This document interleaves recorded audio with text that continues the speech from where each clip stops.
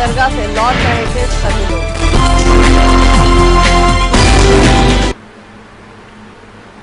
इस बुलेटिन में आपका स्वागत है। आपके साथ मैं हूं स्मिता। राज्यसभा चुनाव के दौरान बसपा में बगावत के लिए समाजवादी पार्टी को जिम्मेदार ठहराते हुए बदला लेने की बात करने वाली मायावती डैमेज कंट्रोल करती दिखी। एमएलसी चुनाव में सपा को हराने के लिए बीजेपी को वोट डालने वाले बयान के बाद मायावती ने कहा कि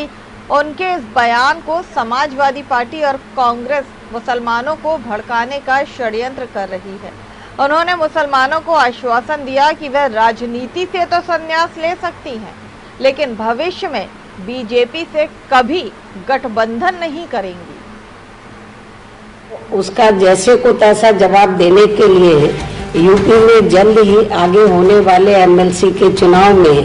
सपा के दूसरे खड़े किए गए प्रत्याशी को हराने के लिए बीएसपी को चाहे बीजेपी व अन्य किसी भी सपा प्रत्याशी के मुकाबले में भारी पड़ रहे एमएलसी के प्रत्याशी को यदि वोट देना पड़ता है तो हम जरूर देंगे, लेकिन सपा के दूसरे खड़े किए गए एमएलसी के प्रत्याशी को हम किसी भी कीमत पर जीतने नहीं देंगे और इस पर बीएसपी अभी भी कायम है, क्योंकि यहाँ प्रदेश के मुस्लिम समाज के लोगों को ये बात अच्छी तरह से मालूम है कि बीएसपी ने विशेष परिस्थितियों में या फिर पूर्ण बहुमत न मिलने की स्थिति में उत्तर प्रदेश में यहाँ की जनता के हित में जब भी बीजेपी के सहयोग से